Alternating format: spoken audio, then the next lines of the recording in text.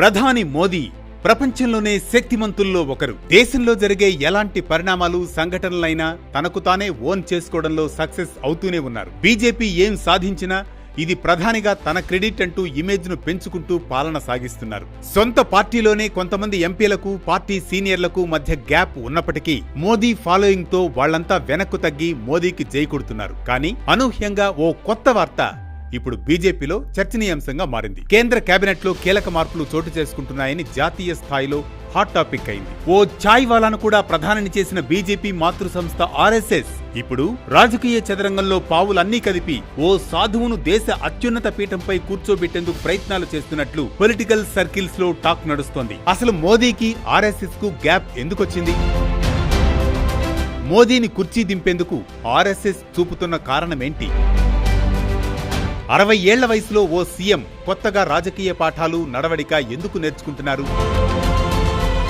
ఢిల్లీ పెంచిన దూరం. సుదీర్ఘకాలంగా ఢిల్లీలో అధికారానికి దూరమైన బీజేపీ మొన్న జరిగిన ఎన్నికలను కీలకంగా తీసుకుంది. దీనికోసం ఆర్ఎస్ఎస్ దాదాపు 8 నెలల పాటు అంతర్గతంగా భారీ ప్లాన్ వేసి బీజేపీకి అనుకూలతను తీసుకొచ్చింది. ఢిల్లీ పీఠం చిక్కిన తర్వాత సీఎం కుర్చీపై ఎవరిని కూర్చుండబెట్టాలనే అంశంపై ఇటు ప్రధాని మోదీ అటు ఆర్ఎస్ఎస్ కీలక నేతల మధ్య పలుమార్లు చర్చలు జరిగాయి. బీజేపీ నేత కోసం మోదీ టీం పట్టుబడితే ఆర్ఎస్ఎస్ మాత్రం పూర్తిగా అదే భావజాలంతో ఉన్న రేఖా గుప్తాకు మద్దతుగా నిలిచినట్లు సమాచారం. దీంతో రేఖా గుప్తాను సీఎం అభ్యర్థిగా ఎన్నుకోవడంలో బీజేపీ ఆర్ఎస్ఎస్ మధ్య విభేదాలు వచ్చాయని టాక్. ఎటకేలకు ఆర్ఎస్ఎస్ పంతం నెగ్గించుకుందని జాతీయ నేతల వివరణ. ఆర్ఎస్ఎస్ వాదన ఏంటంటే కేంద్రంలో వరుసగా 3 పర్యాయాలు బీజేపీ అధికారంలోకి రావడానికి ఆర్ఎస్ చేసిన వర్కేనని పార్టీలో ప్రచారం. 11 ఏళ్ల నుంచి బీజేపీకి అధికారం అప్పగిస్తుంటే మోదీ మాత్రం వన్ మ్యాన్ ఆర్మీ తరహాలో వ్యవహరిస్తున్నారని, ఆర్ఎస్ఎస్ కు ప్రాధాన్యత లేకుండా పోతుందని భావిస్తున్నట్లు చెబుతున్నారు. ఈ నేపథ్యంలోనే ఈసారి జాతీయ పార్టీ అధ్యక్ష పగ్గాలు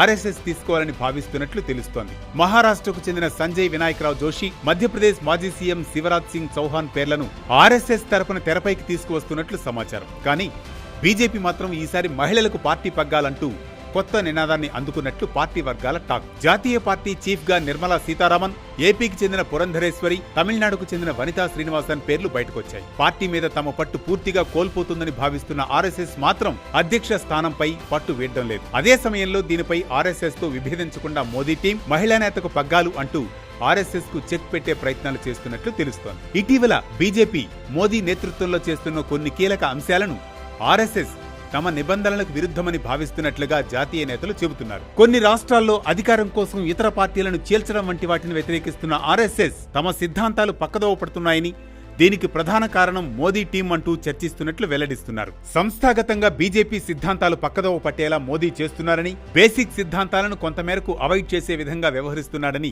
ఆర్ఎస్ఎస్ వాదనగా పేర్కొంటున్నారు. దీనికి బీజేపీలో కొంతమంది సపోర్ట్ చేస్తున్నారట. సర్వశిక్షణలో సీఎం యోగి ఇలాంటి పరిస్థితుల నేపథ్యంలో రానున్న సెప్టెంబర్ 17ను ఆర్ఎస్ఎస్ అనుకూలంగా మలుచుకుంటున్నట్లు రాజకీయ విశ్లేషకులు అంచనా వేస్తున్నారు. ఇటీవల వరుస పరిణామాలు, బీజేపీ ఆర్ఎస్ఎస్ కీలక నేతల మధ్య అంతర్గత విభేదాలు మొత్తంగా మోదీని ప్రధాని పీఠం నుంచి తప్పించేందుకు భారీ ప్లాన్ చేస్తున్నట్లు ఢిల్లీలో ప్రచారం. విభేదాలు, వర్గాలు, వ్యతిరేకత అనేవి బయటకు రాకుండా కేవలం 75 ఏళ్లు నిండాయి అనే సాకుతో మోదీని దింపేందుకు ఆర్ఎస్ఎస్ ప్లాన్ చేస్తున్నట్లు చెబుతున్నారు. ఈ స్థానంలో యూపీ సీఎం యోగి ఆదిత్యనాథ్ వైపు ఆర్ఎస్ఎస్ ప్రముఖులు మొగ్గు చూపుతున్నారట. దీనికి బలం చేకూరుస్తూ సీఎం యోగి కూడా ఇప్పుడు సర్వశిక్షణలో ఉన్నట్టు విశ్వసనీయ సమాచారం. యూపీతో పాటు కొన్ని రాష్ట్రాల్లో కీలకమైన యూనివర్సిటీల నుంచి ప్రముఖ ప్రొఫెసర్లు అంతర్జాతీయ రాజకీయాలు, అక్కడి పరిస్థితులు, విదేశీ టూర్లలో నడవడి, వాకింగ్ స్టైల్, డ్రెస్సింగ్ స్టైల్ వంటి అంశాలపై యూపీ సీఎం యోగికి శిక్షణ ఇస్తున్నట్లు తెలుస్తోంది. అయితే డ్రెస్సింగ్ స్టైల్ మీద యోగి కొంత అభ్యంతరం చెప్పినట్లు సమాచారం. మరి నిజంగా మోదీని తప్పించి యోగిని పీఎం పీఠంపై కూర్చోబెడతారా అనేది తెలియాలంటే